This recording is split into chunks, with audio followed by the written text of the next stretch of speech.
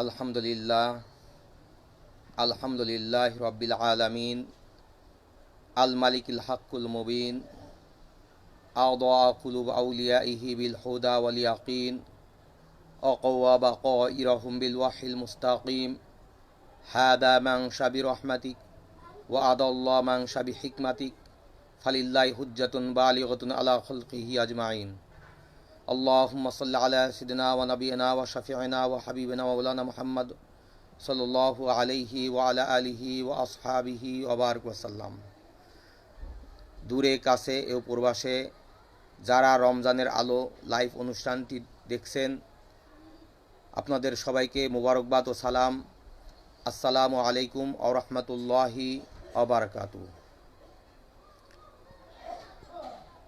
আজ আমি যে বিষয়টি নিয়ে আপনাদের সামনে উপস্থিত হয়েছি সে বিষয়টি হলো রমজানের একটি নফল ইবাদত, ফরজ সমতুল্য। প্রিয় শ্রোতা বন্ধুরা, রমজান মাস হলো সমস্ত মাসের সুলতান। মহান আল্লাহ জাল্লা শানহু এই মাসকে অনেক ফজিলত দিয়ে সম্মানিত করেছেন।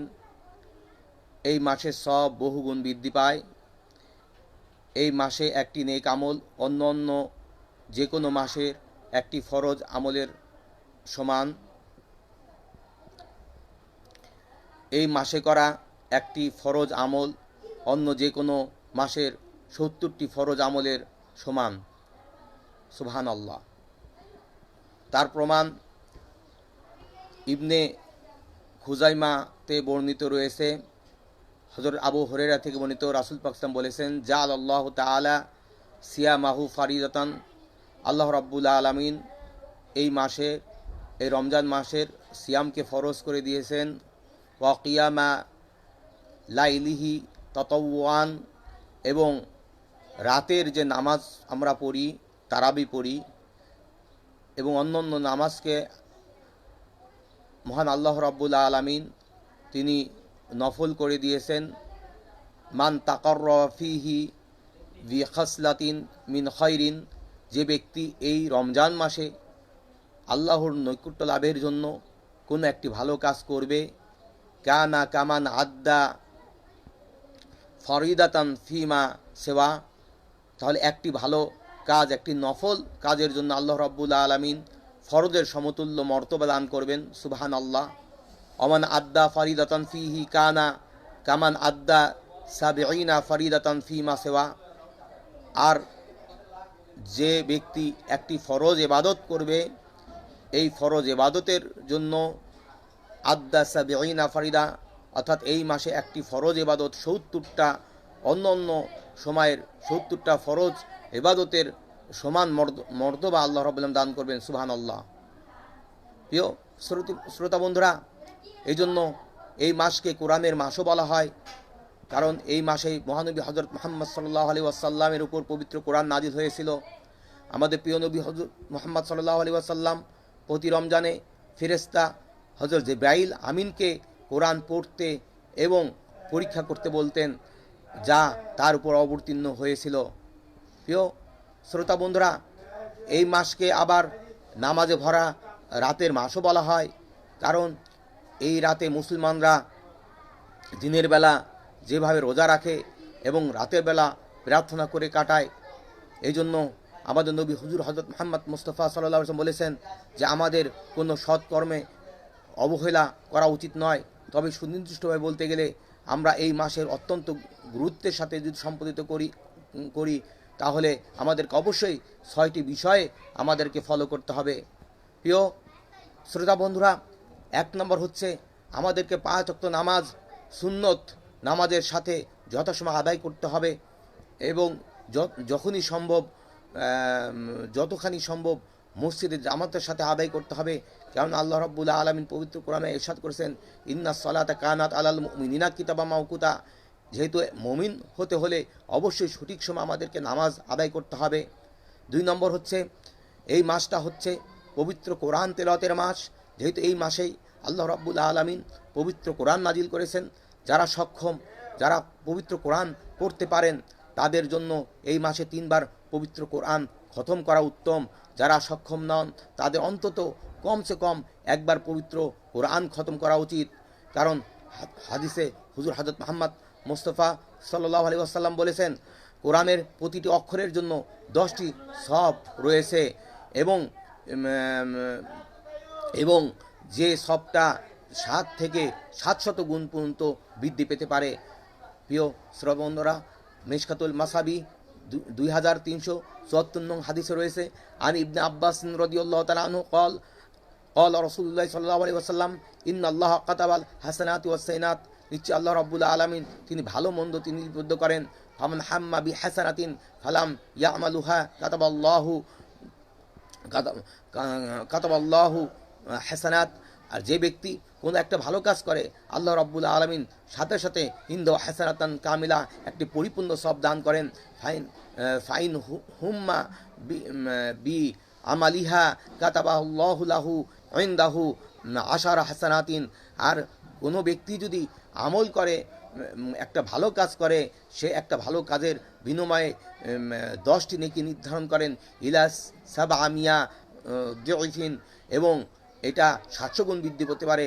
সুবহানাল্লাহ। তা বোঝা গেল এই রমজান মাসে যদি আমরা পবিত্র কোরআন তেলাওয়াত করি তাহলে একটি হরফে 10টি নেকি, এবং অন্য সময় একটি হরফে যে 10টি নেকি আমরা পেতাম, কিন্তু এই রমজানের উসিলায় আমরা 10 থেকে 700 গুণ আমরা সে সব পাবো। সুবহানাল্লাহ।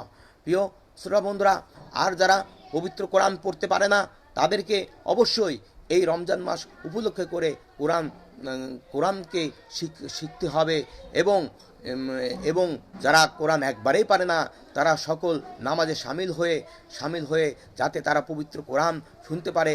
কেন আল্লাহ রাব্বুল আলামিন পবিত্র কোরআনে ইরশাদ করেছেন, ইজা কুরিয়াল কোরআনু ফাসতামিউ লাহু ওয়ানসিতু, যখন পবিত্র কোরআন তেলাওয়াত করা হয় তখন তোমরা মনোযোগ দিয়ে শোনো। তাহলে প্রিয় শ্রোতা বন্ধুরা, আমরা যারা পবিত্র কোরআন পড়তে পারি না তারা জামাতের সাথে যদি আমরা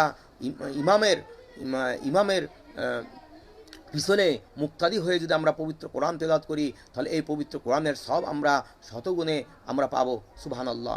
প্রিয় শ্রোতা বন্ধুরা, 3 নাম্বার হলো যে সম্ভব হলে রোজাদারকে খাওয়ানো।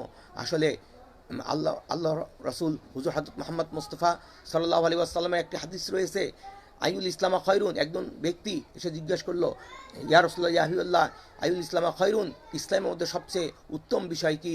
রাসূল পাক বলেন, ক্বালা তুতিয়ামুত তাআম ওয়া তাকরাউস সালাম আলা মান আরাফতা ওয়া মান লাম তারিফ, অর্থাৎ মেহমানদারিত্ব করা এবং পরিচিত অপরিচিত ব্যক্তিদেরকে সালাম দেওয়া। সুবহানাল্লাহ। যেহেতু রমজান মাস এটা অনেক নিয়ামতের মাস, অনেক বরকতের মাস, আমরা এই মাসে আমরা অধিক পরিমাণে পবিত্র কোরআন তেলাওয়াত করব, অধিক পরিমাণে মেহমানদারিত্ব করব এবং অধিক পরিমাণে একদম অপর মুসলমানদেরকে সালাম দেব, এটাই আমাদের হওয়া উচিত। প্রিয় শ্রোতা বন্ধুরা, শুধু তাই নয়, রোজাদারকে খাওয়ানো ব্যক্তির রোজাদারের সব হিসাবে লিপিবদ্ধ থাকে। যে ব্যক্তি রোজাদারকে খাওয়ায়, যে ব্যক্তি সেই ব্যক্তির সব পায়, কিন্তু সেই সব তাদের নিজেদের থেকে কোনো অংশে কম হয় না। কেননা আল্লাহ রাসূল সাল্লাল্লাহু আলাইহি ওয়াসাল্লাম বলেছেন, মান ফাত্তরা সাইমান, যে ব্যক্তি কোনো রোজাদারকে খাওয়ায়, কানা লাহু মিসলু আজরিহি গয়রা, সে অন্য একজন রোজাদার যে সবটা পায় খাওয়ানোর কারণে সে সব পায়। হয়তো হতে পারে সে ব্যক্তিটা কোনো কারণে রোজা রাখতে পারেনি, কিন্তু সে যদি ওই রোজাদারকে যদি খাওয়ায় তাহলে ওই রোজাদারের রোজা রাখার যে সে সবটা ওই ব্যক্তি পাবে। সুবহানাল্লাহ। প্রিয় শ্রোতা বন্ধুরা, 4 নাম্বার হচ্ছে দান সদকা করা। যেহেতু দান সদকা করা হুজুর হযরত মুহাম্মদ সাল্লাল্লাহু আলাইহি ওয়াসাল্লাম তিনি অধিক পরিমাণে তিনি দানশীল ছিলেন, আর রমজান আসলেই হুজুর হযরত মুহাম্মদ সাল্লাল্লাহু আলাইহি ওয়াসাল্লাম অধিক পরিমাণে দান করতেন। কেননা রমজান মাসের দান সদকা এটা অনেক বড় মর্তবা, ফরজের মর্তবা। কাজেই আমরা এই রমজান মাসে অধিক পরিমাণে দান করব, কেন রমজান মাসে একটি নেক আমল অন্যান্য মাসের 70টি ফরজ আমলের সমান। অতএব এই মাসে আমরা দান সদকা করব এবং কেননা হুজুর হযরত মুহাম্মদ সাল্লাল্লাহু আলাইহি ওয়াসাল্লাম তিনি ইরশাদ করেছেন, আনি ইবনে আব্বাসিন ক্বালা কানা নবী সাল্লাল্লাহু আলাইহি ওয়াসাল্লাম আজওয়াদান নাসি বিখাইরিন ওয়া কানা আযাদু মা ইয়াকুনু ফি রমাদান হিনা ইয়ালকাহু জিবরাইল আলাইহিস সালাতু ওয়াসসালাম। সুবহানাল্লাহ। অর্থাৎ আব্দুল্লাহ ইবনে আব্বাস বলতেছেন, রাসূল পাক সাল্লাল্লাহু আলাইহি ওয়াসাল্লাম অধিক উত্তম দানশীল ছিলেন, কিন্তু ওয়াকানা আজওয়াদু মা ইয়াকুনু ফি রমাদানা হিনা ইয়ালকাহু জিবরাইল আলাইহিস সালাতু ওয়াসসালাম। কিন্তু রমজান মাসে যখন হযরত জিবরাইল আমিন যখন আসতেন, তখন হুজুর হযরত মুহাম্মদ সাল্লাল্লাহু আলাইহি ওয়াসাল্লাম অধিক দানশীল হতেন, অধিক পরিমাণ দান সদকা করতেন। প্রিয় শ্রোতা বন্ধুরা, এজন্য আমরা রমজান মাসে অধিক পরিমাণে দান সদকা করব, কেননা রমজান মাসে বেশ কয়েকটি ফরজ একত্রিত হয়। নামাজ ফরজ, 5 ওয়াক্ত নামাজের সাথে রোজা একত্রিত হয়, অন্যান্য নফল ইবাদত একত্রিত হয়। এর মাঝে আমরা দান সদকা করি, বিশেষ করে যাকাতটা ফরজটাও যদি আমরা রমজান মাসে দেই, তাহলে অন্যান্য ফরজ যে রমজানের বাহিরে যে মাসগুলোতে যে ফরজ আছে তার চেয়ে বেশি ফরজ আমরা এখানে আমরা পেতে পারি। প্রিয় শ্রোতা বন্ধুরা, তার 5 নম্বর হচ্ছে তারাবি নামাজ পড়া। তারাবি নামাজ এটা একটি বিশেষ ইবাদত। এতে 20 রাকাত নামাজ অন্তর্ভুক্ত করা হয়েছে। যারা মুসরে জামাতের সাথে আদায় করবে এবং তারা অধিক সব পাবে, আর যাদের সমর্থ নেই তারা প্রতিদিন তাদের পরিবারের সাথে তারা জামাতের সাথে আদায় করবে। প্রিয় শ্রোতা বন্ধুরা, এই জন্য কেননা আল্লাহ রসুল সাল্লাল্লাহু আলাইহি ওয়াসাল্লাম তিনি বলেছেন, মান সামা রমাদান ঈমানান ওয়া ইহতিসাবান গফিরা লাহু মা তাকাদ্দামা মিন জামবি। কেননা এই রমজান মাসে কেউ যদি সওমের পাশাপাশি যদি রাতের বেলা যদি কিয়ামুল লাইল করে, রাতের বেলা যদি ইবাদত করে, তাহলে আল্লাহ রাব্বুল আলামিন তার আগের সমস্ত গুনাহ মাফ করে দেবেন।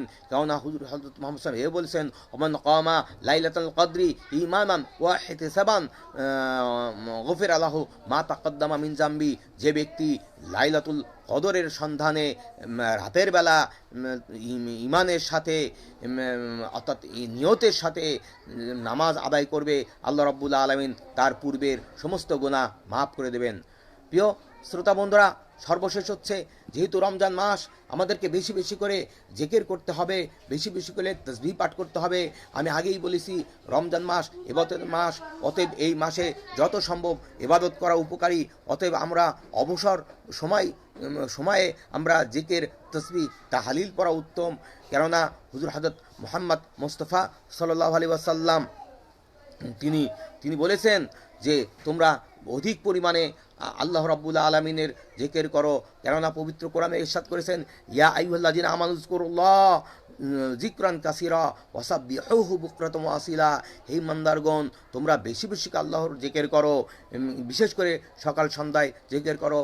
আল্লাহ রাব্বুল আলামিন এও বলেছেন, ফাযকুরুনি আযকুরুকুম, যদি তুমি আমাকে স্মরণ করো আমি তোমাকে স্মরণ করব।